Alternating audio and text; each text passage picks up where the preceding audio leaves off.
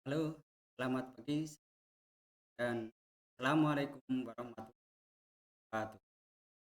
Apa kabar kawan-kawan semua, terutama para guru, tenaga pendidik dimanapun Anda berada.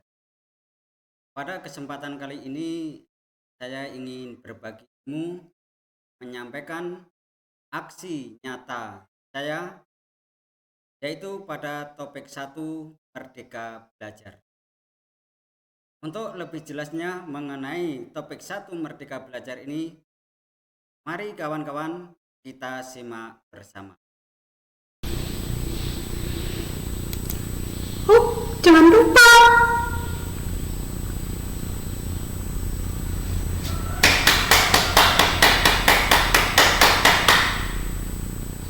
Ya, pada topik 1 ini, mari kita buka bersama. Ya, topik 1 Merdeka Belajar itu ada 5 modul.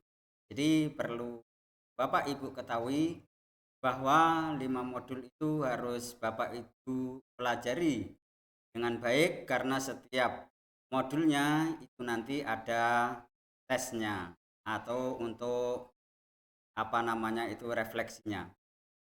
Maka langsung saja kita mulai dari modul yang pertama. Ya, modul yang pertama itu adalah mengenai peran pendidik menurut Ki Hajar Dewantoro. Ya, jadi di sini walaupun tulisannya Dewantara, tapi menurut kami membacanya adalah Dewantoro.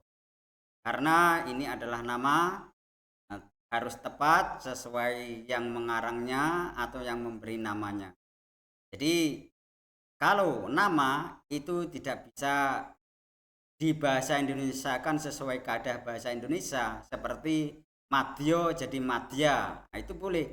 Tapi kalau nama Soekarno nggak boleh dibaca Soekarna. Nah itu. Jadi mengenai nama kami mempunyai pendapat yaitu harus tepat sesuai yang memberi namanya. Jadi kita ulang, pada modul pertama ini atau modul ke-1 itu adalah peran pendidik. Jadi bagaimana peran pendidik menurut Ki Hajar Dewantoro? Baiklah, menurut Ki Hajar Dewantoro, manusia merdeka adalah manusia yang hidup bersandar pada kekuatan sendiri, baik lahir maupun batin, tidak tergantung pada orang lain ataupun bantuan dari benda lain. Itu yang dimaksud manusia merdeka. Nah, kita sebagai pendidik harus mampu terus belajar agar bisa mengantarkan murid untuk berdaya dan menjadi manusia merdeka. Jadi kita jangan sombong, jangan bangga, wah kita itu sudah pendidik, gak perlu belajar, bukan begitu. Ada istilah, walaupun kita sudah mengajar, tapi kita tetap belajar. Nah seperti itu. Kemudian mampu mengenali karakteristik dan kebutuhan murid sesuai dengan zamannya. Jadi dalam mengajar atau mendidik tentunya kita tidak bisa 100% menyampaikan sesuai pada waktu kita dulu mendapat ilmu itu tidak. Tapi kita harus bisa mengenali ciri khas atau karakteristik siswa sesuai dengan zamannya. Zaman sekarang sudah zaman gadget, sudah zaman internet, zaman canggih. Nah, tentunya kita harus menyesuaikan dengan zaman sekarang. Kemudian menuntun kodrat yang ada pada murid agar mencapai keselamatan dan kebahagiaan. Memang kodrat itu tidak bisa diubah, tapi kita harus bisa menuntun kodrat itu supaya anak murid kita mencapai keselamatan dan kebahagiaan.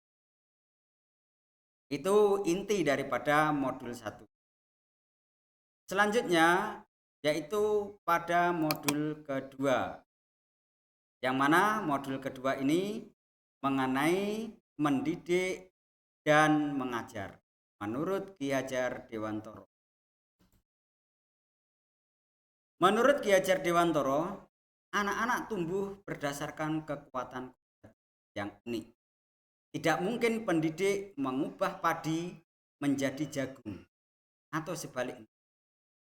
Di setiap peserta didik itu tidak ada yang sama. Itu yang dikatakan unik. Kita sebagai pendidik hanya yaitu menuntun supaya anak didik itu menjadi anak didik yang berhasil. Seperti tadi di modul 1. Dan mengenai kodrat ini kita nggak bisa mengubah anak didik itu, misalkan pandai olahraga kita ubah untuk pandai matematika. Nah, itu nggak bisa. Ibarat mengubah padi menjadi jagung, misalkan, atau sebaliknya. Jadi kita sebagai pendidik harus menyadari ini dan memahami ini, bahwa anak itu tumbuh sesuai dengan kodratnya. Kadang ada anak yang ahli matematika, tapi bisa jadi mereka kurang di bidang agama. Anak itu pandai di bidang fisika, belum tentu mereka pandai di bidang ilmu. Nah, seperti. Kemudian, pendidik sebaiknya memiliki sistem among. Maksud saya daripada sistem among ini adalah kita sebagai pendidik itu hanya yaitu mengemong. Among dari bahasa Jawa, mengemong itu adalah itu mengikuti dari apa keinginan siswa, apa yang diminta oleh siswa. Maka ada istilah yang sangat terkenal dari Ki Hajar Dewantoro, yaitu ing ngarsa sung tulodo, ing madya mangun karso, tutpuri handayani. Nah, ini yang kami sampaikan di depan ini adalah bahasa Jawa. Bahasa Indonesianya ing ngarsa sung tulada, ing madya mangun karsa, tutpuri handayani. Nah, ini maksudnya apa? Seorang pendidik itu jika yang pertama ing ngarsa sung tulodo, maksudnya jika di depan, maka pendidik harus bisa menjadi. Saya ulang, pendidik harus bisa menjadi contoh. Yang kedua, ing madya mangun karsa. Artinya, jika pendidik itu berada di tengah-tengah anak didiknya, maka pendidik itu harus memberi semangat kepada anak didiknya.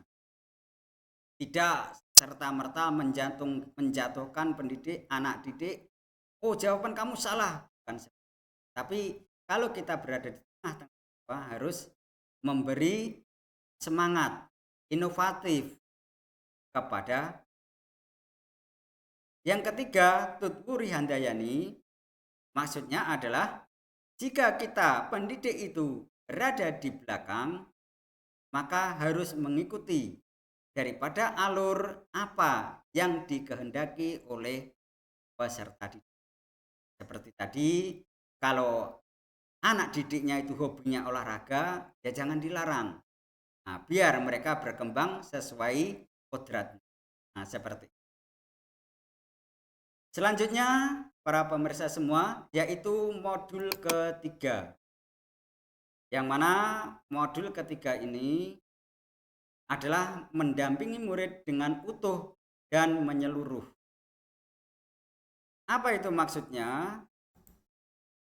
Pendidik harus bergerak dinamis, menyesuaikan kondisi pada saat ini. Nah, itu yang kita maksud tadi, yang mana pendidik harus mengajar sesuai zamannya. Artinya menyesuaikan kondisi pada saat ini. Kemudian mengadopsi asas trikon, yaitu continue, convergent, dan kontris, yaitu merancang pembelajaran yang berkelanjutan, terbuka, dan berdasarkan pada kebudayaan. Ini yang dijunjung daripada kita para pendidik, yang mana anak didik kita itu merupakan generasi penerus, yang mana kita harus mengadopsi atau menjunjung asas trikon ini, yaitu continue, konvergen, dan kontra. Ya, selanjutnya adalah modul keempat, yaitu mendidik dan melatih kecerdasan budi pekerti menurut Ki Hajar Dewantoro. Yang mana menurut Ki Hajar Dewantoro, budi pekerti merupakan perpaduan cipta, rasa, dan karsa. Yang mana cipta, rasa, dan karsa itu ada pada semua anak didik atau pada manusia. Namun mengenai seberapa besar cipta, rasa, dan karsa itu setiap individu tidak. Kemudian budi pekerti murid atau peserta didik dibentuk dari sekolah, keluarga, dan masyarakat. Artinya budi pekerti atau akhlak daripada peserta didik atau murid itu akan dipengaruhi oleh 3 faktor ini, yaitu sekolah, keluarga, dan masyarakat. Bagaimana sekolah dalam mendidik, bagaimana keluarga dalam mendidik anak, termasuk juga masyarakat atau lingkungannya akan mempunyai andil dalam membentuk budi pekerti. Ibaratnya kodrat anak diibaratkan kertas yang sudah, namun isinya ini akan kita tulis sesuai daripada sekolah, keluarga, dan masyarakat. Tergantung dari 3 komponen. Kalau komponen atau 3 komponen ini baik, maka anak akan jadi. Demikian. Selanjutnya adalah modul kelima. Modul kelima ini pendidikan yang mengantarkan keselamatan dan kebahagiaan. Jadi tujuan utama pendidikan baik SD, SMP, SMA, dan lain sebagainya itu menurut Ki Hajar Dewantoro adalah supaya bisa mengantarkan anak didik menuju ke keselamatan dan kebahagiaan. Yang mana dalam hal ini guru harus memberikan pembelajaran yang bermakna untuk siswa. Yang bermakna maksudnya adalah sangat berguna bagi kebutuhan siswa tersebut pada tempat tersebut atau domisili tersebut, dan tentunya pada zaman. Tidak mungkin kita pada saat ini mengajarkan misalkan itu cara berhubungan yang lebih cepat dengan menggunakan alat yang belum ada. Itu tidak sesuai zamannya. Atau bahkan menyampaikan alat transportasi yang paling cepat adalah berlari atau sepeda misalnya. Padahal sekarang sudah ada alat mesin pesawat dan lain sebagainya yang cepat.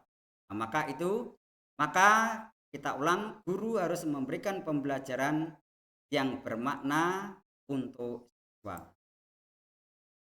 Kemudian fungsi pendidik adalah untuk mengantarkan murid agar siap hidup dan mampu mengisi zaman. Itu tujuannya. Jadi kita sebagai pendidik harus mempunyai pegangan, yaitu berusaha untuk mengantarkan anak didik kita, murid kita agar siap hidup dan mampu mengisi pada zaman. Ya, mungkin sekian dari saya dan kita akhiri. Wassalamualaikum warahmatullahi wabarakatuh. Terima kasih.